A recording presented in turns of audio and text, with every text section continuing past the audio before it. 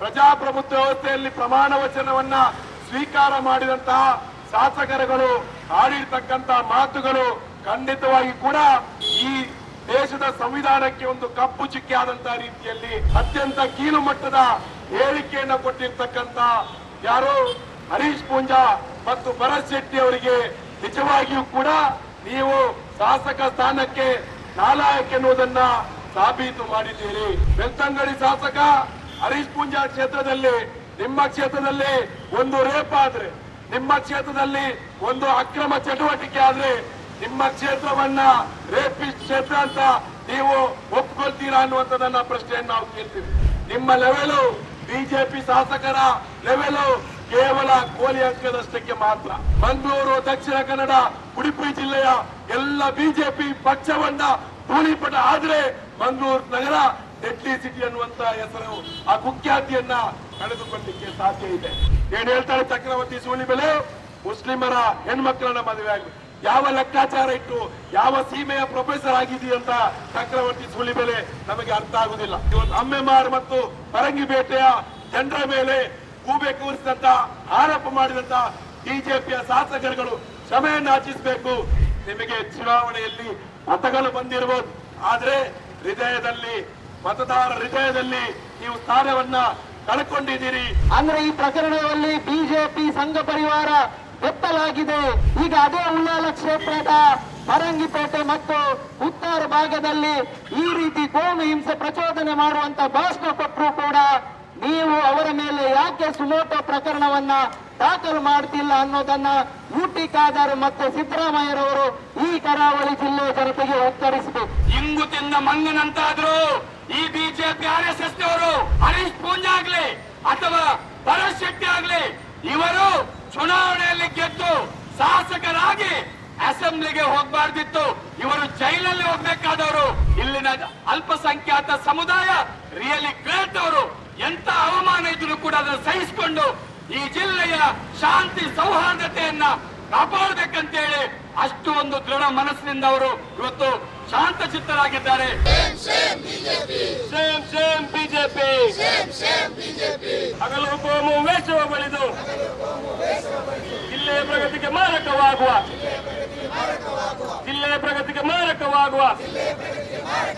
BJP ಪಕ್ಷದ ಶಾಸಕ ವರ್ಗಕ್ಕೆ ಧಿಕ್ಕಾರ ಧಿಕ್ಕಾರ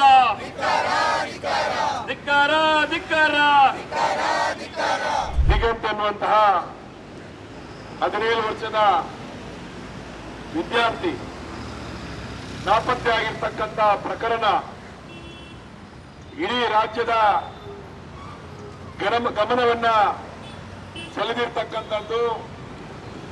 ದಿಗಂತ್ನ ನಾಪತ್ತೆ ಪ್ರಕರಣವನ್ನ ಸಂಘ ಪರಿವಾರ, ಬಿಜೆಪಿ ಒಂದು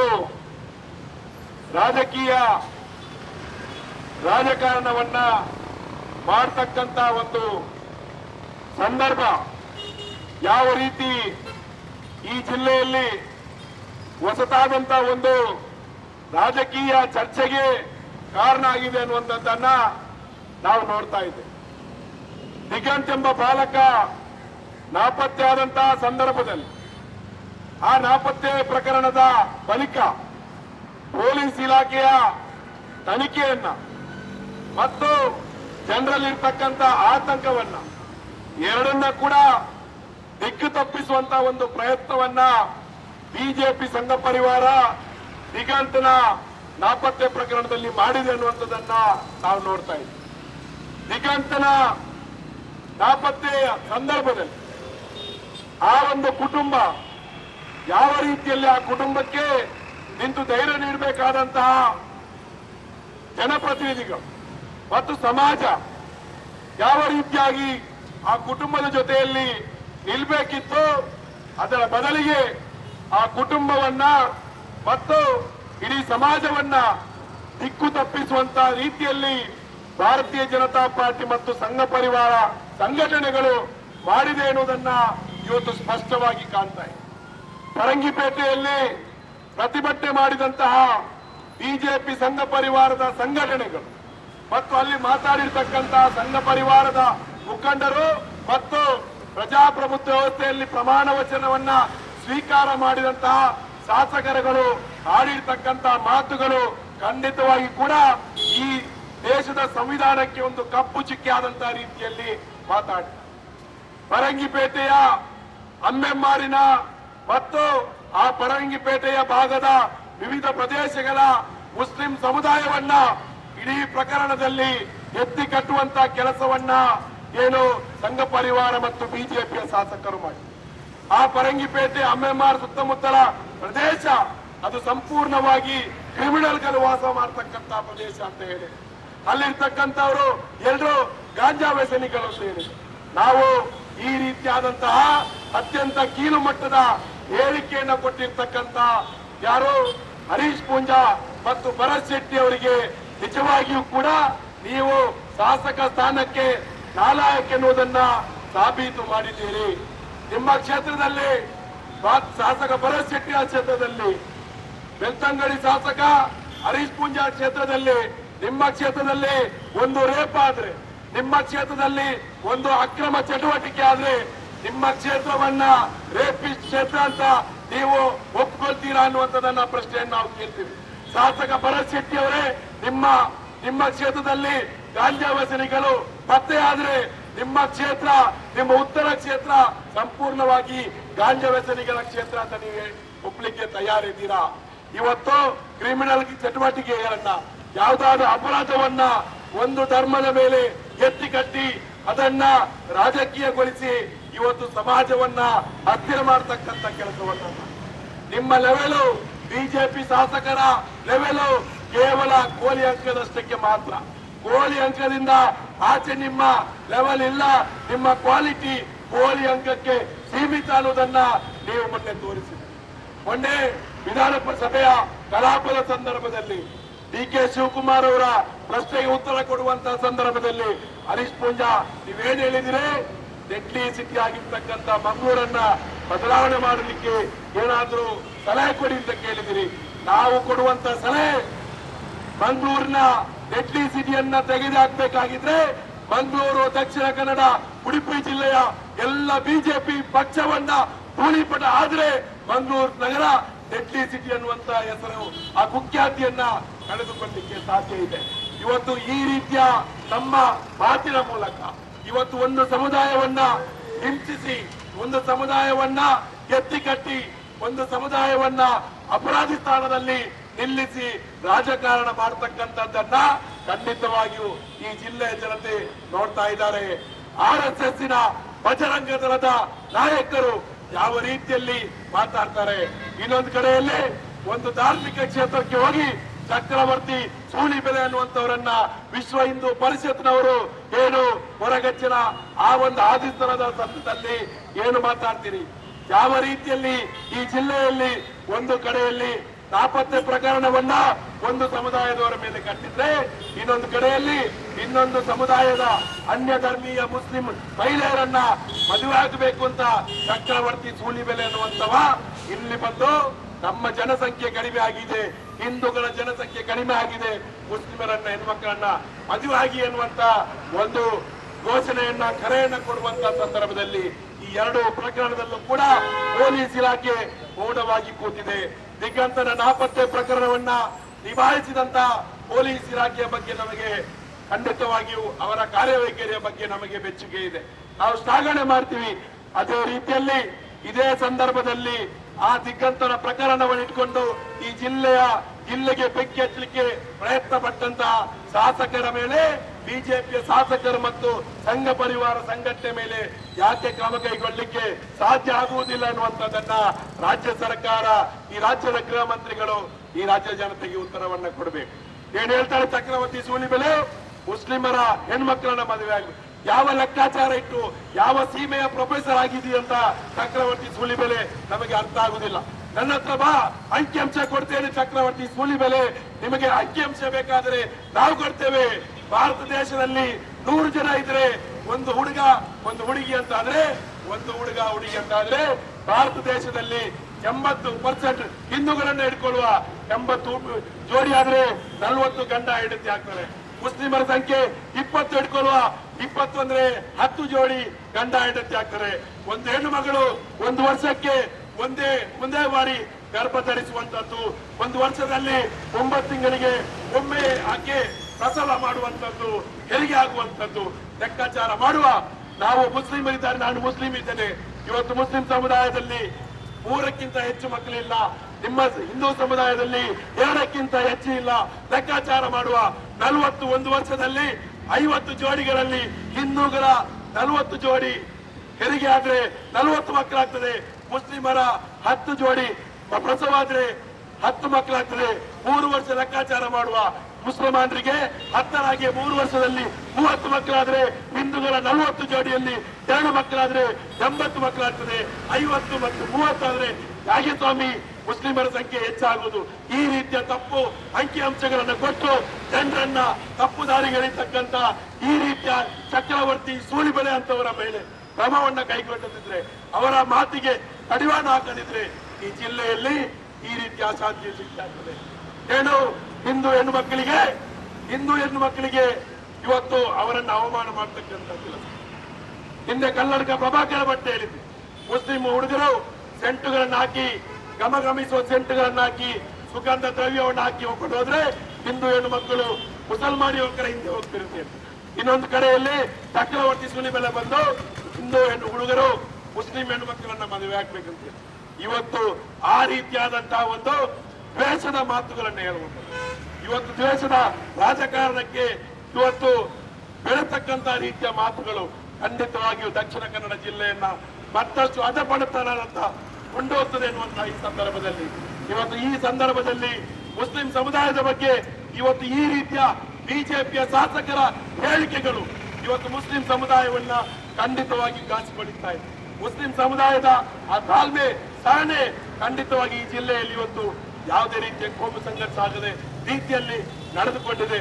ಇವತ್ತು ಅಮ್ಮೆಮಾರ್ ಮತ್ತು ಪರಂಗಿಪೇಟೆಯ ಜನರ ಮೇಲೆ ಗೂಬೆ ಕೂರಿಸಿದಂತ ಆರೋಪ ಮಾಡಿದಂತ ಬಿಜೆಪಿಯ ಶಾಸಕರುಗಳು ಕ್ಷಮೆಯನ್ನು ಯಾಚಿಸಬೇಕು.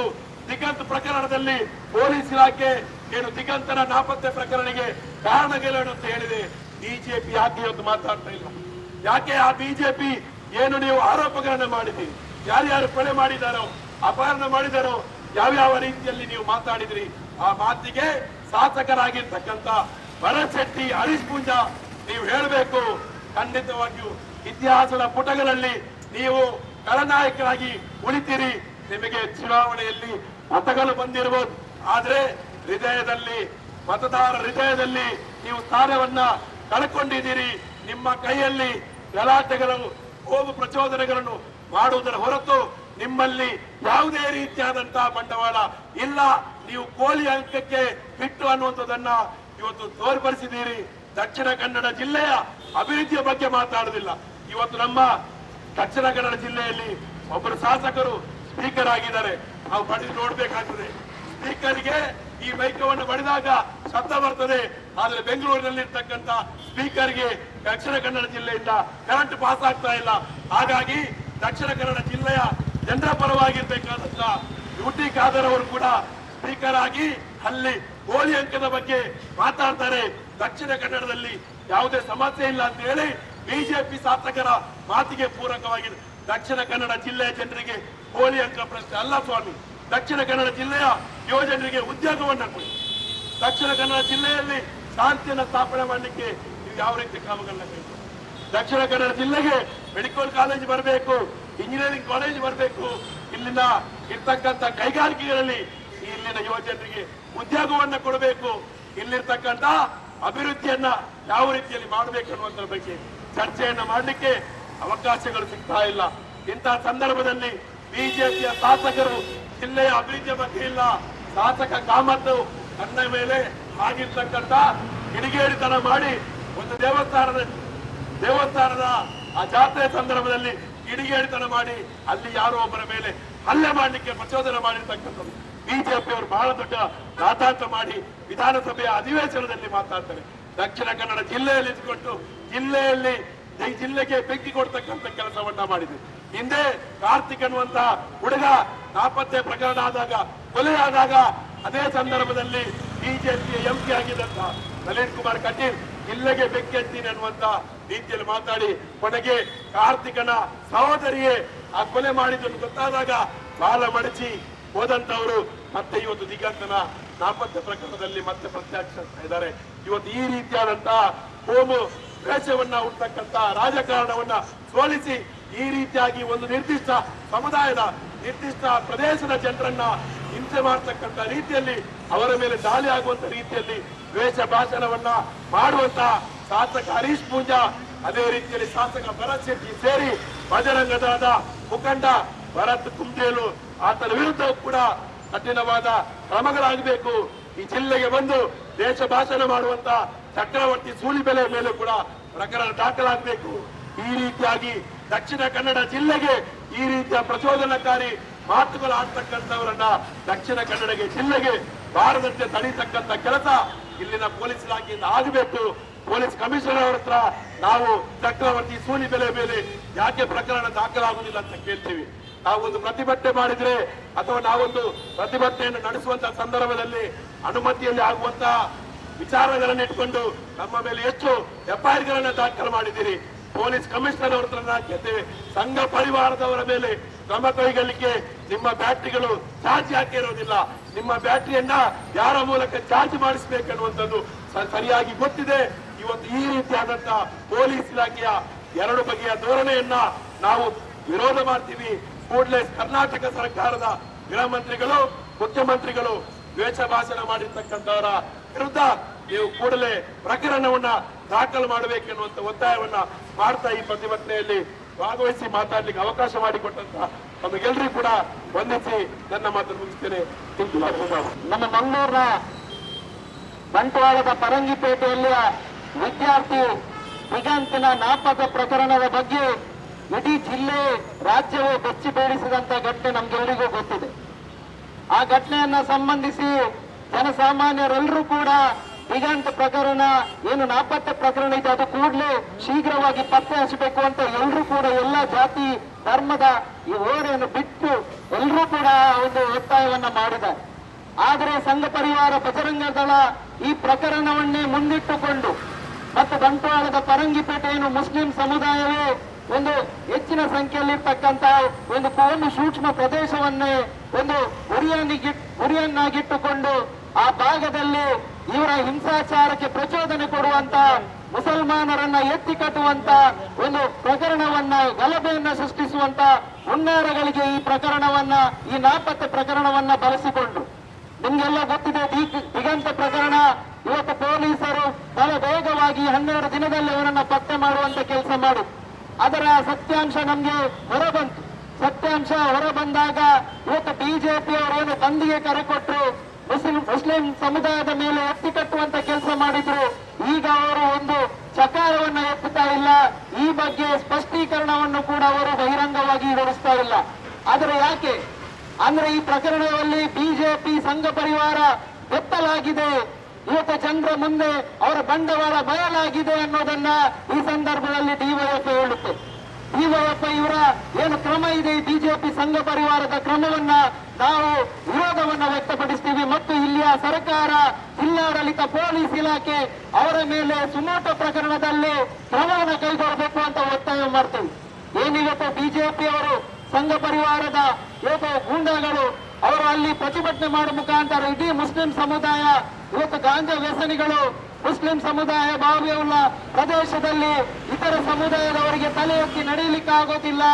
ಅವರು ಅಲ್ಲಿ ಸಮುದಾಯದವರು ಇನ್ನೊಂದು ಸಮುದಾಯದವರನ್ನ ಇವತ್ತು ಹತ್ತಿಕ್ಕುವಂತ ಕೆಲಸಗಳನ್ನ ಮಾಡಿದ್ದಾರೆ, ಅಲ್ಲಿ ಗೂಂಡಾಗಿರಿಯನ್ನ ಪ್ರದರ್ಶನ ಮಾಡ್ತಾರೆ ಅಂತ ಇಲ್ಲ ಸಲ್ಲದ ಆರೋಪಗಳನ್ನ ಅಲ್ಲಿಯ ಮುಸ್ಲಿಂ ಸಮುದಾಯದ ಮೇಲೆ ಎತ್ತಿ ಕಟ್ಟುವಂತ ಪ್ರಯತ್ನ ಮಾಡಿದ್ರು.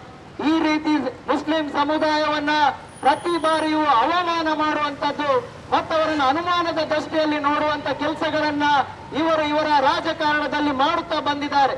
ಈ ಬಗ್ಗೆ ಡಿವೈಎಫ್ಐ ಪ್ರತಿ ಬಾರಿಯೂ ಮುಸ್ಲಿಂ ಸಮುದಾಯದ ಪರವಾಗಿ ಅಂದ್ರೆ ಅಮಾಯಕ ಅವನು ಅಮಾನವೀಯವಾಗಿ ವರ್ತಿಸತಕ್ಕಂತ ಅವರ ಮೇಲೆ ಇಲ್ಲ ಸಲ್ಲದ ಆರೋಪ ಮಾಡುವಂತ ಈ ಪ್ರಕರಣದ ಬಗ್ಗೆ ಡಿವೈಎಫ್ಐ ಬಿಜೆಪಿಯ ರಾಜಕಾರಣವನ್ನ ಬಯಲು ಮಾಡುವಂತ ಕೆಲಸಗಳನ್ನ ಮಾಡ್ತಾ ಬಂದಿತು. ಆದ್ರೆ ಬಿಜೆಪಿ ಬಂದ್ಗೆ ಕರೆ ಕೊಡುವಾಗ ಕೂಡ ಅಲ್ಲಿ ಮುಸ್ಲಿಂ ಸಮುದಾಯದ ಬಗ್ಗೆ ದೇಶ ಭಾಷಣ ಮಾಡುವಾಗಲೂ ಕೂಡ ಆ ಭಾಗ ಪರಂಗಿಪೇಟೆ ಮತ್ತು ಅಮ್ಮೆಮಾರ್ನ ಭಾಗದ ಮುಸ್ಲಿಂ ಸಮುದಾಯ ತಾಳ್ಮೆಯನ್ನು ವಹಿಸಿಕೊಂಡ್ರು ಮತ್ತು ಆ ಸಮುದಾಯ ಬಹಳ ಒಂದು ಪ್ರಬುದ್ಧವಾಗಿ ವರ್ತನೆ ಮಾಡಿದ್ರು. ಹಿಂಸಾಚಾರಕ್ಕೆ ಅವರ ಹಿಂಸಾಚಾರದ ಕರೆಗೆ ಯಾವ ರೀತಿಯ ಪ್ರತಿಕ್ರಿಯೆಯನ್ನು ನೀಡದೇ ಇದ್ದು ಆ ಒಂದು ಶಾಂತಿಯನ್ನ ಏನು ನೆಲೆಸಿದ್ದಾರೆ ಮತ್ತು ಆ ರೀತಿ ವರ್ತಿಸಿದ್ದಾರೆ ಅನ್ನೋದಕ್ಕೆ ಡಿವೈಎಫ್ಐ ಆ ಭಾಗದ ಮುಸ್ಲಿಂ ಸಮುದಾಯಕ್ಕೆ ನಾವು ಅಭಿನಂದನೆಯನ್ನ ಸಲ್ಲಿಸ್ತೀವಿ. ಅಂತ ಯಾವ ಆರೋಪಗಳಿಗೂ ಕೂಡ ಅವರ ತಾಳ್ಮೆಯನ್ನ ಕಟ್ಟು ಹೊಡೆಯುವಂತ ರೀತಿಯಲ್ಲಿ ಆ ಸಮುದಾಯದ ಜೊತೆ ಒಂದು ತಾಳ್ಮೆಯನ್ನ ಸಹಿಸುವಂತ ಕೆಲಸಗಳನ್ನ ಮಾಡಿದ್ದಾರೆ ಆ ಸಮುದಾಯ. ಒಂದು ವೇಳೆ ಆ ಸಮುದಾಯ ಇವರು ಈ ರೀತಿ ವಿನಾಕಾರಣ ಅವರ ಮೇಲೆ ದಾಳಿಯನ್ನ ಮಾಡುವಂತದ್ದು ಪ್ರಚೋದಿಸುವಂತದ್ದು ಅವರು ಕೂಡ ಈ ರೀತಿ ತಿರುಗಿ ಬಿದ್ರೆ ಈ ಜಿಲ್ಲೆಯ ಪರಿಸ್ಥಿತಿ ಏನಾಗ್ಬೋದು?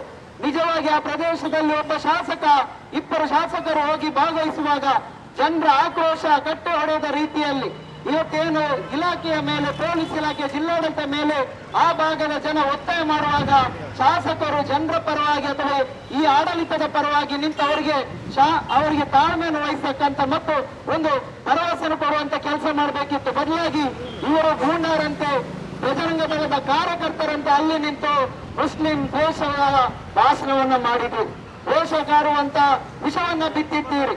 ಆದ್ರೆ ನಿಮ್ಮ ಹಿನ್ನೆಲೆಯಲ್ಲಿ ಈ ಜಿಲ್ಲೆಯ ಜನತೆಗೆ ಗೊತ್ತಿದೆ. ಏನು ನೀವು ಹಿಂದೆ ಕಾರ್ತಿಕ್ ರಾಜ್ ಕೊಲೆ ಪ್ರಕರಣದಲ್ಲೂ ಕೂಡ ದಕ್ಷಿಣ ಕನ್ನಡ ಜಿಲ್ಲೆಗೆ ಬೆಂಕಿ ಹಚ್ಚುವಂತ ಕೆಲಸಗಳನ್ನ ಅವತ್ತು ನೀವು ಒಂದು ಕರೆಯನ್ನು ಕೊಟ್ಟಿದ್ದೀರಿ.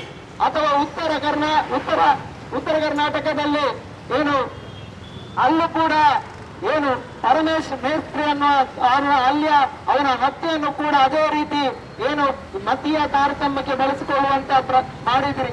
ತೀರ್ಥಹಳ್ಳಿಯಲ್ಲಿ ನಂದಿತ ಪ್ರಕರಣವನ್ನು ಕೂಡ ಇದೇ ರೀತಿ ನೀವು ಅದನ್ನ ಎನ್ಕ್ಯಾಶ್ ಮಾಡಲಿಕ್ಕೆ ನೋಡಿದ್ರು. ಈ ರೀತಿ ನೀವು ಸಾವಿನ ಮೇಲೆ, ಮೃತದೇಹದ ಮೇಲೆ ರಾಜಕಾರಣ ಮಾಡುವಂತ ಕೆಲಸಗಳನ್ನ ಮಾಡ್ತಾ ಬಂದಿದ್ರಿ. ಆದ್ರೆ ನಿಮ್ಮ ರಾಜಕಾರಣ ಬಯಲಾಗೋದು ಎಲ್ಲ ಕಡೆ ಬಯಲಾಗ್ತಾ ಇದೆ. ನೀವು ಮಾನ ಮರ್ಯಾದೆಯನ್ನ ಕಳ್ಕೊಳ್ತಾ ಇದ್ದೀರಾ. ಶಾಸಕ ಭರತ್ ಶೆಟ್ಟಿ ಮತ್ತು ಹರೀಶ್ ಪೂಂಜಾ ಇವತ್ತು ಶಾಸಕರಾಗಿದ್ದುಕೊಂಡು ಈ ದೇಶದ ಈ ರಾಜ್ಯದ ನಿಯಮಗಳನ್ನ, ನೀತಿಗಳನ್ನ, ಸಂವಿಧಾನದ ಆಶಯಗಳನ್ನ ಉಲ್ಲಂಘನೆ ಮಾಡಿ ಇವತ್ತು ದೇಶದ ನೀತಿ ನಿಯಮಗಳಿಗೆ ವಿರುದ್ಧವಾಗಿ ನೀವು ವರ್ತನೆಯನ್ನ ಮಾಡ್ತಾ ಇದ್ದೀರಿ. ಏನಿವತ್ತು ರಾಜ್ಯದಲ್ಲಿ ಆಡಳಿತಕ್ಕೆ ಬಂದಿರತಕ್ಕಂತ ಸರ್ಕಾರ, ಸಿದ್ದರಾಮಯ್ಯರ ಸರ್ಕಾರ ಏನಿದೆ, ಜಾತ್ಯತೀತ ಸರ್ಕಾರ ಅಂತ ನಾವು ಹೇಳ್ತೀವಿ. ಈ ಸರ್ಕಾರದ ಮೇಲೆ ಇವತ್ತು ಜನ ಭರವಸೆಯನ್ನ ಇಟ್ಟುಕೊಂಡಿದ್ದಾರೆ. ಆ ಕಾರಣಕ್ಕೋಸ್ಕರ ಕರ್ನಾಟಕ ರಾಜ್ಯದಲ್ಲಿ ಬಿಜೆಪಿ ಆಟೋಟಾಪ ಈ ಕೋಮು ರಾಜಕಾರಣ ಕೊನೆಗೊಳ್ಳಬೇಕು ಅಂತ, ಕರ್ನಾಟಕ ರಾಜ್ಯದಲ್ಲಿ ಜಾತ್ಯತೀತ ಸರ್ಕಾರ ಅಧಿಕಾರಕ್ಕೆ ಬರಬೇಕು ಅಂತ ಎಲ್ಲರೂ ಕೂಡ ಒಮ್ಮತದಿಂದ ಜಾತ್ಯತೀತ ಮನಸ್ಸುಳ್ಳ ಜನ ಅವರಿಗೆ ಮತವನ್ನ ಕೊಟ್ಟು ಈ ದಕ್ಷಿಣ ಕನ್ನಡ ಜಿಲ್ಲೆಯಲ್ಲಿ ಕೋಮು ರಾಜಕಾರಣವನ್ನ ನೀವು ನಿಲ್ಲಿಸ್ತೀರಿ, ಅದಕ್ಕೆ ವಿರುದ್ಧವಾಗಿ ಎಲ್ಲಿಯ ಕ್ರಮವನ್ನು ಕೈಗೊಳ್ತೀವಿ ಅಂತ ಭರವಸೆ. ಮುಂದೆ ಇತ್ತೀಚೆಗೆ ನೀವು ಅಧಿಕಾರ ಬಂದಂತ ಸಂದರ್ಭದಲ್ಲಿ ಏನು ಯಾರು ದ್ವೇಷ ರಾಜಕಾರಣದ ಬಗ್ಗೆ ದ್ವೇಷ ಭಾಷಣವನ್ನ ಹರಡಿಸ್ತಾರೋ, ದ್ವೇಷ ಭಾಷಣ ಮಾಡ್ತಾರೋ ಅವರ ವಿರುದ್ಧ ಸೂಕ್ತ ಕಟ್ಟುನಿಟ್ಟಿನ ಕ್ರಮ ಕೈಗೊಳ್ತೇವೆ, ಹುಷಾರ ಅಂತ ಎಚ್ಚರಿಕೆಯನ್ನ ಕೊಟ್ಟರು ಅಲ್ವಾ. ಆದ್ರೆ ಇಷ್ಟು ದಿನವೂ ಕೂಡ ಬಿಜೆಪಿಯ ಸಂಘ ಪರಿವಾರದ ಕಾರ್ಯಕರ್ತರು ದಿನ ದ್ವೇಷ ಭಾಷಣ ಮಾಡ್ತಾ ಇದ್ದಾರೆ, ದ್ವೇಷಕ್ಕೆ ಕರೆ ಕೊಡ್ತಾ ಇದ್ದಾರೆ. ಕೋಮು ದಂಗೆಗೆ ಅವರು ಪ್ರಚೋದನೆಯನ್ನು ಕೊಡುವಂತ ಭಾಷಣಗಳು ದಿನನಿತ್ಯ ಆದರೂ ಕೂಡ ಅವರ ಮೇಲೆ ಒಂದೇ ಒಂದು ಕ್ರಮಗಳನ್ನ ನೀವು ಕೈಗೊಳ್ತಾ ಇಲ್ಲ. ಯಾಕೆ ಅನ್ನೋದನ್ನ ಈ ಜನತೆಗೆ ಉತ್ತರಿಸಬೇಕು. ಆದ್ರೆ ಅದೇ ನಾವು ಕೋಮು ದಂಗೆಗಳನ್ನ ವಿಷ ಬಿತ್ತುವಂತ ಈ ಕೋಮುವಾದಿಗಳ ವಿರುದ್ಧ ಪ್ರತಿಭಟನೆ ಮಾಡುವಂತ ಡಿವೈಎಫ್ಐ ಕಾರ್ಯಕರ್ತರ ಮೇಲೆ ನೀವು ಕೇಸನ್ನು ದಾಖಲಿಸ್ತೀವಿ. ಎಲ್ಲಿ ದಾಖಲಿಸಿದ್ರಿ? ಏನು RSS ನ ಕಲ್ಲಡ್ಕ ಪ್ರಭಾಕರ್ ಭಟ್ ಮುಸ್ಲಿಂ ಮಹಿಳೆಯರ ಬಗ್ಗೆ ಅವಹೇಳನಕಾರಿಯಾಗಿ ನಿಂದಿಸಿದಾಗ ಈ ಒಂದು ವಿಷಯವನ್ನ ಮುಂದಿಟ್ಟುಕೊಂಡು ಉಳ್ಳಾಲದ ತೊಕ್ಕೊಟ್ಟಿನಲ್ಲಿ ಡಿವೈಎಫ್ಐನ ಕಾರ್ಯಕರ್ತರು ಪ್ರತಿಭಟನೆ ಮಾಡುವಾಗ ಸುಮೋಟೋ ಪ್ರಕರಣದಡಿ ಡಿವೈಎಫ್ಐ ನಾಯಕರ ಮೇಲೆ ಪ್ರಕರಣವನ್ನು ದಾಖಲು ಮಾಡಿದ್ರು. ಈಗ ಅದೇ ಉಳ್ಳಾಲ ಕ್ಷೇತ್ರದ ಪರಂಗಿಪೇಟೆ ಮತ್ತು ಉತ್ತರ ಭಾಗದಲ್ಲಿ ಈ ರೀತಿ ಕೋಮು ಹಿಂಸೆ ಪ್ರಚೋದನೆ ಮಾಡುವಂತ ಭಾಷಣ ಕೊಟ್ಟರು ಕೂಡ ನೀವು ಅವರ ಮೇಲೆ ಯಾಕೆ ಸುಮೋಟೋ ಪ್ರಕರಣವನ್ನ ದಾಖಲು ಮಾಡ್ತಿಲ್ಲ ಅನ್ನೋದನ್ನ ಯುಟಿ ಖಾದರ್ ಮತ್ತೆ ಸಿದ್ದರಾಮಯ್ಯರವರು ಈ ಕರಾವಳಿ ಜಿಲ್ಲೆಯ ಜನತೆಗೆ ಉತ್ತರಿಸಬೇಕು. ನಿಮ್ಮ ಮೇಲೆ ಭರವಸೆ, ನಿಮ್ಮ ಮೇಲೆ ನೀವೇನಾದ್ರೂ ಒಂದು ಈ ಜಿಲ್ಲೆಯ ಅಲ್ಪಸಂಖ್ಯಾತ ಸಮುದಾಯದ ಮೇಲೆ ಅನುಮಾನಿತಗೊಳಗಾದ ಈ ಸಮುದಾಯದ ಕಷ್ಟ ಕಾರ್ಪಣ್ಯಗಳಿಗೆ ಕನಿಷ್ಠ ಸ್ಪಂದಿಸ್ತೀರಿ ಅನ್ನೋದರ ಬಗ್ಗೆ ನಮ್ಗೆ ನಂಬಿಕೆ. ಆದ್ರೆ ನೀವು ಮಾಡ್ತಾ ಇರೋದೇನು? ಇವತ್ತು ಕೋಮು ಹಿಂಸೆ ಪ್ರಚೋದನೆ ಮಾಡುವವರ ವಿರುದ್ಧ ಮಾತಾಡುವವರ ಮೇಲೆ ಕ್ರಮವನ್ನು ಕೈಗೊಳ್ತೀರಿ ಹೊರತು ಕೋಮು ಕೋಮು ಹಿಂಸೆಗೆ ಪ್ರಚೋದನೆ ಕೊಡುವಂತ ಭಾಷಣಗಾರರ ಮೇಲೆ ಯಾವುದೇ ರೀತಿಯ ಕ್ರಮವನ್ನು ಕೈಗೊಳ್ತಾ ಇಲ್ಲ. ಈ ರೀತಿ ನೀವು ತಾರತಮ್ಯ ಮಾಡೋದು ಯಾಕೆ? ಊಟಿ ಕಾದರ ಆ ಭಾಗದಲ್ಲಿ ಯಾರಾದರೂ ಪ್ರತಿಭಟನೆ ಮಾಡಿದ್ರೆ, ಮೂಲಭೂತ ಪ್ರಶ್ನೆಗಳನ್ನಿಟ್ಟು ಹೋರಾಟ ಮಾಡಿದ್ರೆ ಯಾಕೆ ಹೋರಾಟ ಮಾಡ್ತೀರಿ ಅಂತ ಅವರಿಗೆ ಎಚ್ಚರಿಕೆ ಕೊಡ್ತಾರೆ. ಆದ್ರೆ ನಿಮ್ಮದೇ ಕ್ಷೇತ್ರದಲ್ಲಿ ಸಣ್ಣ ಪುಟ್ಟ ವಿಚಾರಗಳನ್ನಿಟ್ಟುಕೊಂಡು ಇವತ್ತು ಕೋಮು ದಂಗೆಗೆ ಪ್ರಚೋದನೆ ಕೊಡುವಂತ, ಮತೀಯ ಕಲಕ್ಕೆ ಸಂಘರ್ಷಕ್ಕೆ ಎಡೆಮಾಡಿಕೊಡುವಂತ, ಅಲ್ಪಸಂಖ್ಯಾತರನ್ನ ಅವಮಾನಗೊಳಿಸುವಂತ ಹೇಳಿಕೆಗಳನ್ನ ದ್ವೇಷ ಭಾಷಣ ಮಾಡಿದ್ರು ಕೂಡ ಅವರ ಮೇಲೆ ಕ್ರಮ ಕೈಗೊಳ್ಳಿಕ್ಕೆ ನೀವು ಯಾಕೆ ಒಂದೇ ಒಂದು ಶಬ್ದ ಮಾತಾಡುವುದಿಲ್ಲ? ವಿಧಾನಸೌಧದೊಳಗೆ ಮೊನ್ನೆ ಚರ್ಚೆ ಆಯಿತು, ಸೆಷನ್ನಲ್ಲಿ ಏನು ಚರ್ಚೆ ಆಯ್ತು? ನಾಪತ್ತೆ ಪ್ರಕರಣದ ಬಗ್ಗೆ ಕೇವಲ ಚರ್ಚೆ ಆಯ್ತು, ಆ ಪ್ರಕರಣ ಪತ್ತೆ ಆಗಬೇಕು ಅಂತ. ಆದ್ರೆ ಆ ಪ್ರಕರಣವನ್ನ ಈ ರೀತಿ ದಿಕ್ಕು ತಪ್ಪಿಸುವಾಗ ಕೋಮು ಹಿಂಸೆಗೆ ಅದನ್ನ ಬಳಕೆ ಮಾಡುವಂತ ಬಿಜೆಪಿಯ ವಿರುದ್ಧ ಕನಿಷ್ಠ ಚೀಮಾರಿ ಹಾಕ್ಲಿಕ್ಕೂ ಕಾಂಗ್ರೆಸ್ ಸರ್ಕಾರಕ್ಕೆ ಯೋಗ್ಯತೆ ಇಲ್ಲ. ಅಲ್ಲಿ ಒಂದೇ ಒಂದು ಮಾತಾಡಿಲ್ಲ ಅವರು. ಕನಿಷ್ಠ ಈ ಪ್ರಕರಣದಲ್ಲಿ ಬಿಜೆಪಿಯರ ಕ್ರಮ, ಬಿಜೆಪಿಯರ ನಡೆಯನ್ನ ವಿರೋಧ ಮಾಡುವಂತ ಹೇಳಿಕೆಯನ್ನು ಕೂಡ ಸೆಷನ್ ಒಳಗೆ ಇವರು ಚಕಾರ ಎತ್ತುತ್ತಾ ಇಲ್ಲ. ಅಂದ್ರೆ ಏನರ್ಥ? ಇಲ್ಲಿ ಮುಸ್ಲಿಂ ಸಮುದಾಯವನ್ನ ಯಾವ ರೀತಿ ನಡೆಸ್ಕೊಂಡ್ರು ಕೂಡ ನಾವು ಅದನ್ನು ಒಪ್ಕೊಂಡು ಸುಮ್ಮನಿರ್ಬೇಕಾ? ಅಥವಾ ಈ ಮುಸ್ಲಿಂ ಸಮುದಾಯದ ಮೇಲೆ ಪ್ರತಿ ಬಾರಿ ಅವಮಾನ ಅನುಮಾನ ಮಾಡ್ತಾ ಇದ್ರು ಕೂಡ ಅದನ್ನ ನೋಡಿ ಸುಮ್ಮನಿರ್ಬೇಕಾ? ನೀವು ಅಲ್ಪಸಂಖ್ಯಾತರ ಏನು ಒಂದು ಆ ವಿಭಾಗದಿಂದ ನೀವು ಅಲ್ಪಸಂಖ್ಯಾತರೆನ್ನೋ ಕಾರಣಕ್ಕೆ ಇವತ್ತು ಸ್ಪೀಕರ್ ಆಗಿದ್ದೀರಿ. ನಿಮ್ಗೆ ಆ ಒಂದು ಘನತೆಯ ಗೌರವದ ಸಂವಿಧಾನದ ಹುದ್ದೆಯನ್ನ ಕೊಟ್ಟಿದ್ದೀರಿ. ಆದ್ರೆ ನೀವು ಹೊಂದಾಣಿಕೆಯ ರಾಜಕಾರಣ ಮಾಡುವ ಬಗ್ಗೆ ದಕ್ಷಿಣ ಕನ್ನಡ ಜಿಲ್ಲೆಯ ಜನತೆಗೆ ಆರೋಪ ಇದೆ ನಿಮ್ಮ ಮೇಲೆ. ನಿಮ್ಮನ್ನ ಆ ರೀತಿ ನೀವು ಹೊಂದಾಣಿಕೆಯ ರಾಜಕಾರಣ ಮಾಡ್ತಾ ಇದ್ದೀರ ಅನ್ನೋರ ಬಗ್ಗೆ ನಮ್ದು ಇವತ್ತು ಜನಸಾಮಾನ್ಯರು ಮಾತಾಡುವಂತ ಒಂದು ಸನ್ನಿವೇಶ ಸೃಷ್ಟಿಯಾಗಿದೆ. ಇದಕ್ಕೆ ಯಾರು ಹೊಣೆ? ನಿಜವಾಗಿ ಕನಿಷ್ಠ ಕಾಳಜಿ ಇದ್ರೆ ಅಲ್ಪಸಂಖ್ಯಾತ ಸಮುದಾಯದ ಬಗ್ಗೆ ಕನಿಷ್ಠವಾದ್ರೂ ನಿಮ್ಗೆ ಕನಿಷ್ಠ ಅವರ ಬಗ್ಗೆ ಕಾಳಜಿ ಇದ್ರೆ ಈ ಏನು ದೋಷ ಭಾಷಣ ಮಾಡಿದ್ದಾರೆ ಅವರ ಮೇಲೆ ಸುಕೋಟೆ ಪ್ರಕರಣದಡಿ ಅವರನ್ನ ಕ್ರಮ ಕೈಗೊಳ್ಳಿ. ಶಾಸಕ ಭರತ್ ಶೆಟ್ಟಿ ಮೊನ್ನೇನು ನಾವೇ ಒಂದು ಹಿಂದೂ ಯುವಕರ ಪಡೆಯನ್ನ ಕಟ್ತೀವಿ, ಹಿಂದೂಗಳ ರಕ್ಷಣೆಗೆ ನಾವೇ ಟೊಂಕಗಟ್ಟಿ ಒಂದು ತಂಡವನ್ನ ರಚಿಸ್ತೀವಿ ಅನ್ನೋ ಹೇಳಿಕೆಯನ್ನು ಕೊಟ್ಟರು. ಹಿಂದೆ ಸುರತ್ಕಲ್ನಲ್ಲೂ ಕೂಡ ದೀಪಾವಳಿ ಹಬ್ಬದ ಪ್ರಯುಕ್ತ ಆದಂತ ಕಾರ್ಯಕ್ರಮದಲ್ಲೂ ಕೂಡ ಇದೇ ರೀತಿಯ ದ್ವೇಷ ಭಾಷಣವನ್ನ ಕೊಟ್ಟರು. ಮೊನ್ನೆ ಚಕ್ರವರ್ತಿ ಶೂಲಿಬೆಲೆ ಉತ್ತಾರ್ನಲ್ಲಿ ಬಂದು ಕೂಡ ಮುಸ್ಲಿಂ ಸಮುದಾಯದ ಹೆಣ್ಮಕ್ಳನ್ನ ಮದುವೆಯಾಗಿ ಅನ್ನೋ ರೀತಿಯಲ್ಲಿ ಕರೆ ಕೊಟ್ಟರು. ಈ ರೀತಿ ಯುವ ಜನರನ್ನ ದಿಕ್ಕು ತಪ್ಪಿಸುವಂತ ಕೋಮು ದಂಗೆಗೆ ಪ್ರಚೋದನೆ ಮಾಡುವಂತ ಹೇಳಿಕೆಗಳನ್ನ ಪದೇ ಈ ಜಿಲ್ಲೆಯಲ್ಲಿ ಬಂದು ಕೊಡ್ತಾ ಇದ್ದಾರೆ. ಆದ್ರೆ ಪೊಲೀಸ್ ಇಲಾಖೆ ಈ ಬಗ್ಗೆ ಕ್ರಮ ಕೈಗೊಳ್ತಾ ಇಲ್ಲ. ಇಲ್ಲಿ ಮಂಗಳೂರು ಕಮಿಷನರೇಟ್ ವ್ಯಾಪ್ತಿಯಲ್ಲಿ ಈ ರೀತಿ ಆಗ್ತಾ ಇದೆ. ಮಂಗಳೂರು ಪೊಲೀಸ್ ಕಮಿಷನರ್ ಯಾವ ಕಾರಣಕ್ಕೋಸ್ಕರ ಈ ಹುದ್ದೆಯಲ್ಲಿದ್ದಾರೆ? ಇವತ್ತು ಸಾಮಾನ್ಯವಾಗಿ ಸೇತುವೆ ಬೇಕು, ಬ್ರಿಡ್ಜ್ ಬೇಕು, ರಸ್ತೆ ನಿರ್ಮಾಣ ಆಗಬೇಕು ಅಂತ ಹೋರಾಟ ಮಾಡಿದ್ರೆ ಹೋರಾಟಗಾರರ ಮೇಲೆ ಕೇಸನ್ನ ದಾಖಲಿಸ್ತಾರೆ. ಸುನೋಟ ಪ್ರಕರಣದಲ್ಲಿ ಕೇಸನ್ನು ದಾಖಲಿಸಿ ಎಫ್ಐಆರ್ ಆಗ್ತಾರೆ. ಅವ್ರು ರೆಸ್ಪಾಂಡಿಂಗ್ ಅಂತ ಆರೋಪ ಪಟ್ಟಿಗಳನ್ನ ಸಲ್ಲಿಸ್ತಾರೆ. ಆದ್ರೆ ಇದೇ ರೀತಿ ಬಹಿರಂಗವಾಗಿ ಮುಸ್ಲಿಂ ಸಮುದಾಯದ ಮೇಲೆ, ಅಲ್ಪಸಂಖ್ಯಾತರ ಮೇಲೆ, ಈ ಜಿಲ್ಲೆಯ ಶಾಂತಿ ಸಾಮರಸ್ಯ ಕದಡುವಂತ ಹೇಳಿಕೆಯನ್ನ ಭಾಷಣವನ್ನು ಕೊಡುವಂತ ಚಕ್ರವರ್ತಿ ಸೂಲಿಬೆಲೆ ಅಥವಾ ಈ ಭರತ್ ಶೆಟ್ಟಿ, ಹರೀಶ್ ಪೂಂಜರ ಮೇಲೆ ಒಂದೇ ಒಂದು ಪ್ರಕರಣವನ್ನ ದಾಖಲು ಮಾಡಲಿಕ್ಕೆ ಇವರ ಯೋಗ್ಯತೆ ಇಲ್ಲ. ಕನಿಷ್ಠ ಏನು ಒಂದು ಪಶ್ಚಾತ್ತಾಪನೂ ಇಲ್ಲ. ಈ ರೀತಿಯ ಸರ್ಕಾರದ ನಡೆ ಇದು ಮುಂದಿನ ದಿನದಲ್ಲಿ ಚುನಾವಣೆಯ ರಾಜಕಾರಣದಲ್ಲಿ ಕಾಂಗ್ರೆಸ್ಗೆ ದೊಡ್ಡ ಪರಿಣಾಮ ಬೀರಲಿದೆ. ಬಿಜೆಪಿ ಸರ್ಕಾರ ಇರುವಂತಹ ಸಂದರ್ಭದಲ್ಲಿ ಈ ರೀತಿ ಕೋಮು ಹಿಂಸೆ ಕಡಿಮೆ ಇದ್ರು ಕಾಂಗ್ರೆಸ್ ಸರ್ಕಾರ ಆಡಳಿತಕ್ಕೆ ಬಂದ ತಕ್ಷಣ ಕೋಮು ಹಿಂಸೆ ಜಾಸ್ತಿ ಆಗುತ್ತೆ, ಕೋಮು ಪ್ರಚೋದಿತ ಭಾಷಣ ಜಾಸ್ತಿ ಆಗುತ್ತೆ. ಆದ್ರೆ ಯಾವ ಕಾರಣಕ್ಕೋಸ್ಕರ ಸರ್ಕಾರವನ್ನು ಆಯ್ಕೆ ಮಾಡಿದ್ರು? ರಾಜ್ಯ ಸರ್ಕಾರದಲ್ಲಿ ಕಾಂಗ್ರೆಸ್ ಆಡಳಿತದಲ್ಲಿದ್ರು ಕೂಡ ಜಿಲ್ಲೆಯ ಇವತ್ತು ಶಾಸಕರು, ಜಿಲ್ಲೆಯ ಬಿಜೆಪಿಯ ಶಾಸಕರು, ಜಿಲ್ಲೆಯ ಸಂಪೂರ್ಣ ಆಡಳಿತ ಬಿಜೆಪಿಯ ಕೈಗೆ ಹೇಗೆ ಹೋಗಿದೆ ಸ್ವಾಮಿ? ಇದಕ್ಕೆ ಯಾರು ಹೊಣೆ? ಹಾಗಾಗಿ ಡಿವೈಎಫ್ಐ ಒತ್ತಾಯ ಮಾಡೋದಿಷ್ಟೇ, ಏನಿವತ್ತು ಶಾಸಕ ಭರತ್ ಶೆಟ್ಟಿ ಮತ್ತು ಹರೀಶ್ ಪೂಂಜ ಇದ್ದಾರೆ, ಅದೇ ರೀತಿ ಆ ಭಾಗದ ಪರಂಗಿಪೇಟೆಯ ಏನು ಭರತ್ ಇದ್ದಾರೆ, ಬಜರಂಗ ದಳದ ಕಾರ್ಯಕರ್ತ, ಅವರ ಮೇಲೆ ಸುಮೋಟೋ ಪ್ರಕರಣದಡಿ ಕೇಸು ದಾಖಲು ಮಾಡಿ ಅವರನ್ನ ಜೈಲಿಗೆ ಅಟ್ಟಬೇಕು. ಅವರ ಮೇಲೆ ಪ್ರಕರಣ ದಾಖಲಿಸಬೇಕು.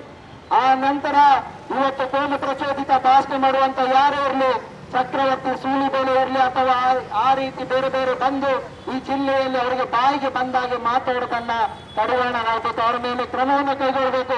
ಅವರ ಭಾಷಣಗಳಿಗೆ ಅವಕಾಶವನ್ನು ನಿರಾಕರಣೆ ಮಾಡಬೇಕು. ಮಾತ್ರ ಅಲ್ಲ, ಇವತ್ತು ಕೇವಲ ಅಲ್ಪಸಂಖ್ಯಾತ ಗುರಿಯಾಗಿಟ್ಟು ಮಾತ್ರ ಅಲ್ಲ, ಈ ಜಿಲ್ಲೆಯಲ್ಲಿ ಯಾರೇ ಆಗ್ಲಿ ಇಲ್ಲಿಯ ಧಾರ್ಮಿಕ ನಂಬಿಕೆಗಳನ್ನಿಟ್ಟು ದೇಶಭಾಷಣ ಧರ್ಮದ ನಡುವೆ ಜಗಳಗಳನ್ನ ತರುವಂತ ದೇಶಭಾಷಣ ಮಾಡುವಂತ ಯಾರೇ ಇರಲಿ, ಯಾವ ಧರ್ಮದವರೇ ಆಗಿರ್ಲಿ, ಅವರ ಮೇಲೆ ಸೂಕ್ತವಾದ ಕ್ರಮವನ್ನು ಕೈಗೊಳ್ಳಬೇಕು ಅಂತ ಒತ್ತಾಯ ಮಾಡ್ತೀವಿ. ಈ ಬಗ್ಗೆ ಡಿವೈಎಫ್ಐ ಮತ್ತು ಇಲ್ಲಿಯ ಜಾತ್ಯತೀತ ಪಕ್ಷಗಳ ನಿಯೋಗ ಎಸ್ಪಿ ಕಚೇರಿಗೆ ಮನವಿಯನ್ನು ಕೊಟ್ಟಿದ್ದೇವೆ. ನಾವು ಈ ಬಗ್ಗೆ ಪ್ರತಿಭಟನೆಯನ್ನು ಕೂಡ ಹಮ್ಮಿಕೊಂಡಿದ್ದೇವೆ. ಅಂದ್ರೆ ಸರ್ಕಾರ, ಜಿಲ್ಲಾಡಳಿತ, ಪೊಲೀಸ್ ಇಲಾಖೆಗೆ ನೀವು ಪರಿಗಣನೆಗೆ ತಗೋಬೇಕು. ಏನು ಈ ಪ್ರಕರಣ ಇದೆ, ಈ ಪ್ರಕರಣದಲ್ಲಿ ಮುಸ್ಲಿಂ ಸಮುದಾಯವನ್ನು ಎತ್ತಿ ಕಟ್ಟುವಂತ ಒಂದು ಕೋಮು ಸೂಕ್ಷ್ಮ ಪ್ರದೇಶದಲ್ಲಿ ಕೋಮು ಹಿಂಸಾಚಾರಕ್ಕೆ ಕರೆಯನ್ನು ಕೊಟ್ಟಂತ ಬಿಜೆಪಿ ಸಂಘ ಪರಿವಾರದ ನಾಯಕರ ಮೇಲೆ ಕ್ರಮವನ್ನು ಕೈಗೊಳ್ಳಬೇಕು ಅಂತ ಒತ್ತಾಯ ಮಾಡುತ್ತಾ ಈ ಸಂದರ್ಭದಲ್ಲಿ ಮಾತಾಡಲಿಕ್ಕೆ ಅವಕಾಶ ಕೊಟ್ಟವರಿಗೆ ವಂದಿಸುತ್ತಾ ನನ್ನ ಮಾತನ್ನ ಕೊನೆಗೊಳಿಸ್ತಾ ಇದ್ದೀನಿ.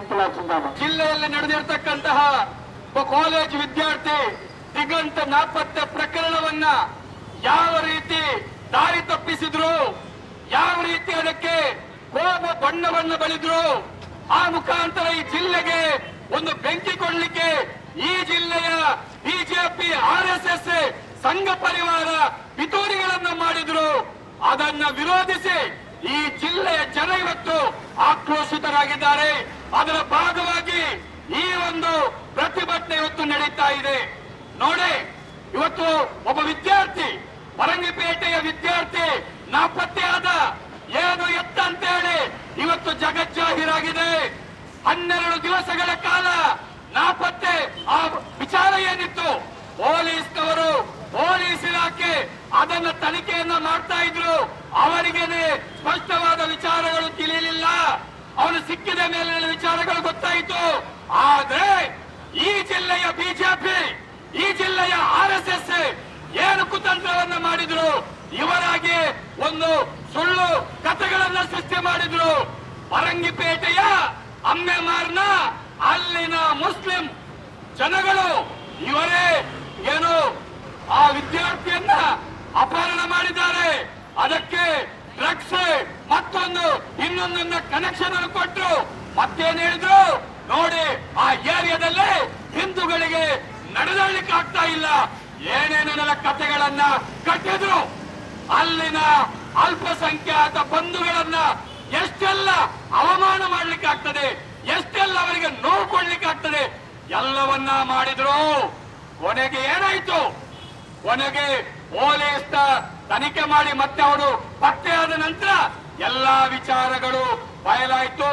ನೋಡಿ, ಇವಾಗ ಏನ್ ಹೇಳ್ತಾರೆ ಬಿಜೆಪಿ RSS ಸಂಘ ಪರಿವಾರ, ಈಗ ಏನ್ ಹೇಳ್ತಾ ಇದ್ದಾರೆ ನೋಡಿ, ಇಂಗು ತಿಂದ ಮಂಗನಂತಾದ್ರು ಈ ಬಿಜೆಪಿ RSS ನವರು. ಮಾತ್ರವಲ್ಲ ನೋಡಿ, ಇಬ್ರು MLAಗಳು ಇವರನ್ನು MLA ಅಂತ ಹೇಳಲಿಕ್ಕೆ, ಶಾಸಕರಂತ ಹೇಳಲಿಕ್ಕೆ ಇವತ್ತು ಒಂದು ರೀತಿ ಇದಾಗ್ತಾ ಇದೆ. ಯಾಕಂತ ಹೇಳಿದ್ರೆ ನಿಜವಾಗಿ ಹರೀಶ್ ಪೂಂಜಾ ಆಗ್ಲಿ ಅಥವಾ ಭರತ್ ಶೆಟ್ಟಿ ಆಗ್ಲಿ, ಇವರು ಚುನಾವಣೆಯಲ್ಲಿ ಗೆದ್ದು ಶಾಸಕರಾಗಿ ಅಸೆಂಬ್ಲಿಗೆ ಹೋಗಬಾರ್ದಿತ್ತು. ಇವರು ಜೈಲಲ್ಲಿ ಹೋಗ್ಬೇಕಾದವರು, ಜೈಲು ಸೇರ್ಬೇಕಾಗಿತ್ತು. ಅಂತವರನ್ನ ಈ ಜಿಲ್ಲೆಯ ಜನ ಇವತ್ತು ಶಾಸಕರ ಕಳಿಸಿರುವಂತದ್ದು ಈ ಜಿಲ್ಲೆಯ ದುರಂತ ಅಂತ ಹೇಳ್ಬೇಕು. ಇಂಥ ವ್ಯಕ್ತಿಗಳು ಏನೇನೆಲ್ಲ ಹೇಳಿದ್ರು, ಅಲ್ಪಸಂಖ್ಯಾತರ ಮುಸಲ್ಮಾನ ಬಂಧುಗಳ ವಿರುದ್ಧ ವಿಷಯಗಳನ್ನ ಕಾರಿದ್ರು. ಆದ್ರಿಂದ ಬಂಧುಗಳೇ, ಇವತ್ತು ನಾವು ಹೇಳ್ತಕ್ಕಂಥದ್ದು ಇಲ್ಲಿನ ಅಲ್ಪಸಂಖ್ಯಾತ ಸಮುದಾಯಕ್ಕೆ ನಾವು ಹೇಳ್ತಾ ಇದ್ದೇವೆ, ನೀವು ಯಾವುದೇ ರೀತಿಯಲ್ಲಿ ಪ್ರತಿಗೆಡಬೇಡಿ. ಒಂದು ವೇಳೆ ಈ RSS ಬಿಜೆಪಿ ಇಲ್ಲಿನ ಅಲ್ಪಸಂಖ್ಯಾತ ಸಮುದಾಯವನ್ನ ಪ್ರಚೋದನೆ ಕೊಟ್ಟು ಅವರನ್ನ ಒಂದು ರೀತಿ ಒಂದು ಸಂಘರ್ಷಕ್ಕೆ ಎಡೆ ಮಾಡಿ ಅವರು ಆಗಿದ್ರೆ ಈ ಜಿಲ್ಲೆಯ ಪರಿಸ್ಥಿತಿ ಏನಾಗ್ತಿತ್ತು. ಆದ್ರೆ ಇಲ್ಲಿನ ಅಲ್ಪಸಂಖ್ಯಾತ ಸಮುದಾಯ ರಿಯಲಿ ಗ್ರೇಟ್. ಅವರು ಎಂತ ಅವಮಾನ ಇದ್ರು ಕೂಡ ಅದನ್ನು ಸಹಿಸಿಕೊಂಡು ಈ ಜಿಲ್ಲೆಯ ಶಾಂತಿ ಸೌಹಾರ್ದತೆಯನ್ನ ಕಾಪಾಡಬೇಕಂತೇಳಿ ಅಷ್ಟು ಒಂದು ದೃಢ ಮನಸ್ಸಿನಿಂದ ಅವರು ಇವತ್ತು ಶಾಂತ ಚಿತ್ತರಾಗಿದ್ದಾರೆ. ನಾನು ಹೇಳೋದಿಷ್ಟೇ, ಅಮ್ಮೆಮಾರ್ನ ಪರಂಗಿಪೇಟೆಯ ಮುಸ್ಲಿಂ ಬಂಧುಗಳು ಮಾತ್ರ ಅಲ್ಲ, ಈ ಜಿಲ್ಲೆಯ ಅಲ್ಪಸಂಖ್ಯಾತ ಸಮುದಾಯ ನೀವು ಒಬ್ಬಂಟಿ ಅಲ್ಲ.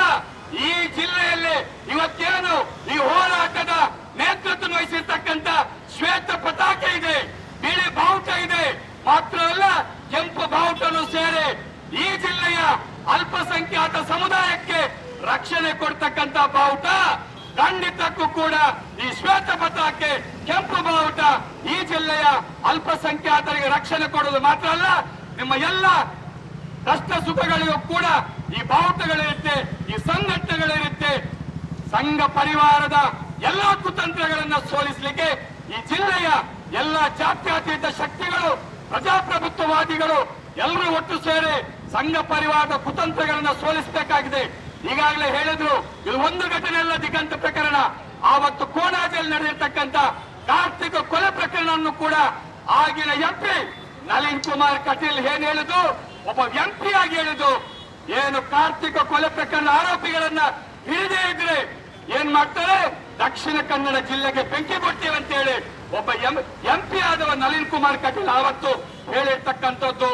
ಅಷ್ಟು ಮಾತ್ರ ಅಲ್ಲ, ಇವತ್ತು ಸಂಘ ಪರಿವಾರದ ಎಲ್ಲರೂ ಕೂಡ ವಿಷ ಕಾಡ್ತಕ್ಕಂಥ ಯಾವುದೇ ಘಟನೆ ಆಗ್ಲಿ, ಅದು ಅಪಹರಣ ಪ್ರಕರಣ ಆಗ್ಲಿ, ವೈಯಕ್ತಿಕ ಸಮಸ್ಯೆಯಿಂದ ಸುಸೈಡ್ ಮಾಡ್ಲಿ ಅಥವಾ ಇನ್ನಿತರ ಯಾವುದೇ ಘಟನೆ ಆಗ್ಲಿ, ಅದಕ್ಕೆ ಹೋಮ ಬಣ್ಣ ಬಳಿದು ಅಲ್ಪಸಂಖ್ಯಾತರನ್ನ ಟಾರ್ಗೆಟ್ ಮಾಡಿ ಇವತ್ತು ಏನು ಮಾಡ್ತಕ್ಕಂಥ ಕೆಲಸಗಳು ಸಂಘ ಪರಿವಾರ ವ್ಯವಸ್ಥೆಗೆ ಮಾಡ್ತಾ ಇದೆ. ಅದರ ವಿರುದ್ಧ ಈ ಜಿಲ್ಲೆಯ ಜನ ಒಗ್ಗಟ್ಟಾಗಿ ಶಾಂತಿ ಸೌಹಾರ್ದತೆಯನ್ನ ಕಾಪಾಡಲಿಕ್ಕೆ ಒಗ್ಗಟ್ಟಾಗಿ ಇರ್ಬೇಕಂತ ಹೇಳುತ್ತಾ ಮಾತಾಡಲಿಕ್ಕೆ ಅವಕಾಶ ಮಾಡಿಕೊಟ್ಟು ನಮಗೆ ವಂದಿಸಿ ನನ್ನ ಮಾತನ್ನ ಮುಗಿಸ್ತಿದ್ದೀನಿ. ದಿಗಂತ್ ಅವನು ನಾಪತ್ತೆಯಾದ ಪ್ರಕರಣದಲ್ಲಿ ಇಷ್ಟೊಂದು ಒಂದು ಬೇಡದ ಸುದ್ದಿಯನ್ನು ಹಾಕಿಸುವಂತ ಬಿಜೆಪಿಯ ಶಾಸಕರು ಹರೀಶ್ ಪೂಂಜಾ ಆಗ್ಲಿ, ಅದೇ ಚಕ್ರವರ್ತಿ ಸೂಲಿಬೇಳೆ ಆಗ್ಲಿ, ಮತ್ತೆ ಭರತ್ ಶೆಟ್ಟಿ ಆಗ್ಲಿ, ಇವರು ಏನ್ ಮಾಡ್ಬೇಕಿತ್ತು, ಆ ಮನೆಗೆ ಹೋಗಿ ಏನು ಹುಡುಗ ಹೇಗೆ ನಾಪತ್ತೆಯಾಗಿದ್ದ, ಏನು ಅವನು ಎಲ್ಲಿ ಹುಡುಕುವುದಂತ ಸಹಕರಿಸುವುದನ್ನು ಬಿಟ್ಟು ಅಲ್ಲಿ ಮುಸ್ಲಿಮರ ವಿರುದ್ಧ ಫರಂಗಿಪೇಟೆಯಲ್ಲಿ ದೊಡ್ಡದಾದ ಪ್ರತಿಭಟನೆ, ಇದೆಲ್ಲ ಬೇಕಾ ಇವರಿಗೆ? ಸಂಪೂರ್ಣ ಹುಡುಗ ಸಿಕ್ಕಿದ ಮೇಲೆ ಏನು ಗೊತ್ತಾಯ್ತು, ಆ ಹುಡುಗ ಯಾಕೆ ನಾನು ಎಕ್ಸಾಮ್ ಅಲ್ಲಿ ಫೈಲ್ ಆಗ್ತಾನ ಅಥವಾ ಮನೆಯಲ್ಲಿ ಏನೋ ಇದು ಜೋರ್ ಮಾಡ್ತಾರಾ, ಈ ವಿಷಯಗಳನ್ನ ಅವನು ಹೇಳುವಾಗ ಇವರಿಗೆ ನಾಚಿಕೆ ಆಗ್ಬೇಕು. ಇಂಥ ಬಿಜೆಪಿಯ ಮುಖಂಡರುಗಳಿದ್ದಾರಲ್ಲ, ಅವರು ಲೈಕಲ್ಲ, ಯಾವುದಕ್ಕೂ ಲೈಕಲ್ಲ. ಓಟ್ ಕೊಟ್ಟಿದ್ದಾರೆ ಜನರು, ಅವರಿಗೆ ಓಟ್ ಕೊಟ್ಟು ಗೆದ್ದುಕೊಂಡ ಮೇಲೆ ಇಲ್ಲಿ ದ್ವೇಷ ಕಾರಣ ಮಾಡ್ತಾರೆ. ರಾಜಕೀಯ ಎಲ್ಲದರಲ್ಲೂ ಎಲ್ಲ ಒಂದು ಏನೋ ಒಂದು ದೇವಸ್ಥಾನ ಆಗ್ಲಿ, ಎಲ್ಲಿ ಒಂದು ಧಾರ್ಮಿಕ ಸಭೆಗಳಾಗ್ಲಿ, ಎಲ್ಲಿ ಸಾರ್ವಜನಿಕ ಸಭೆಗಳಾಗ್ಲಿ, ಅಲ್ಲಿ ಹೋಗಿ ಅವರ ರಾಜಕೀಯ ಹೇಗೆ ಬೆಳೆಯುವುದಂತ ಅರ್ಥವಿಲ್ಲದೆ ಮಾಡ್ತಾ ಇದ್ದಾರೆ. ಇವರಿಗೆ ಅರ್ಥನೇ ಇಲ್ಲ. ಈ ಬಿಜೆಪಿ ಇಂಥ ಬಿಜೆಪಿಯ ಒಂದು ಮುಖಂಡರುಗಳಿದ್ದಾರೆ, ಶಾಸಕರುಗಳಿದ್ದಾರೆ ಅಲ್ಲ, ಅವರಿಗೆ ಅರ್ಥನೇ ಇಲ್ಲ.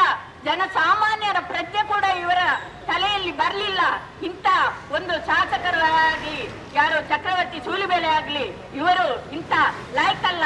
ನಮ್ಮ ಜಿಲ್ಲೆಗೆ ಇವರೊಂದು ಬರೀ ಒಂದು ಬೇಡದ ಜನಗಳಾಗಿ ಹೋಗ್ತಾರೆ. ಇಂಥ ಒಂದು ಸಂದರ್ಭದಲ್ಲಿ ಇಂಥ ವಿಷಯಗಳು ಎಲ್ಲಿ ಬಂದ್ರೂ ಕೂಡ ನಾವು ಜನಸಾಮಾನ್ಯರು ಎಚ್ಚೆತ್ತುಕೊಳ್ಬೇಕು. ಯಾಕಂತ ಹೇಳಿದ್ರೆ ಇವರು ಮಾಡುವುದು ಈ ರಾಜಕೀಯ ಯಾರು ಬಿಜೆಪಿಯವರು ಇಡೀ ಒಂದು ದೇಶದಲ್ಲಿ ನಮಗೆ ಬೆಲೆ ಇದೆ, ಇಲ್ಲಿ ಕೆಲವು ಜನ ನಮ್ಮ ಬಲ ಇದೆ ಅಂತ ಇವರು ಮಾಡಿದ್ದೇ ಮಾಡಿದ್ದು ಅದು ಸರಿಯಲ್ಲ. ಯಾಕಂತ ಹೇಳಿದ್ರೆ ಇವರು ಮೊನ್ನೆ ಅಷ್ಟು ದೊಡ್ಡ ರೀತಿಯ ಒಂದು ಪ್ರಚಾರವನ್ನು ಮುಸ್ಲಿಮರ ವಿರುದ್ಧ ಎತ್ತಿಕಟ್ಟರು. ಒಂದು ಕೋಮಿನ ಬಗ್ಗೆ ಇವರು ಯಾಕೆ ಈ ಒಂದು ಜಾತಿಯ ಬಗ್ಗೆ ಇವರು ಹೆಸರು ಹೇಳ್ಬೇಕಿತ್ತು? ಅಲ್ಲಿ ಅವರು ಒಂದು ಸಮಾಧಾನದಿಂದ ಅವರು ತುಂಬಾ ಒಂದು ತಾಳ್ಮೆಯಿಂದ ಇದ್ದದ್ದಕ್ಕಾಯ್ತು. ಇಲ್ಲದಿದ್ದರೆ ಇಡೀ ಜಿಲ್ಲೆಗೆ ಏನಾಗ್ತಿತ್ತು? ಇವರು ಆಲೋಚನೆ ಮಾಡಿದ್ದಾರಾ? ಇವರ ರಾಜಕಾರಣ ಎಲ್ಲಿವರೆಗೆ ಬರ್ತದೆ? ಇಂಥದ್ದನ್ನು ನಾವು ಸಹಿಸಿಕೊಳ್ಳಲಿಕ್ಕೆ ಖಂಡಿತ ಸಾಧ್ಯವಿಲ್ಲ. ನಮ್ಮ ಅಖಿಲ ಭಾರತ ಜನವಾದಿ ಮಹಿಳಾ ಸಂಘಟನೆ ಕೂಡ ಇಂಥ ಒಂದು ಕೃತ್ಯಗಳನ್ನು ಮಾಡ್ತಾರಲ್ಲ, ಅವರ ಮೇಲೆ ಸರಿಯಾದ ಶಿಸ್ತು ಕ್ರಮ ಇಲ್ಲಿಯ ಪೊಲೀಸ್ ಇಲಾಖೆ ಆಗ್ಲಿ, ಸರ್ಕಾರ ಆಗ್ಲಿ, ಜಿಲ್ಲಾಡಳಿತ ಆಗ್ಲಿ, ಇವರು ಕ್ರಮ ಕೈಗೊಳ್ಬೇಕಂತ ಹೇಳಿ ನನ್ನ ಮಾತನ್ನ ನಾನು ಮುಕ್ತಾಯ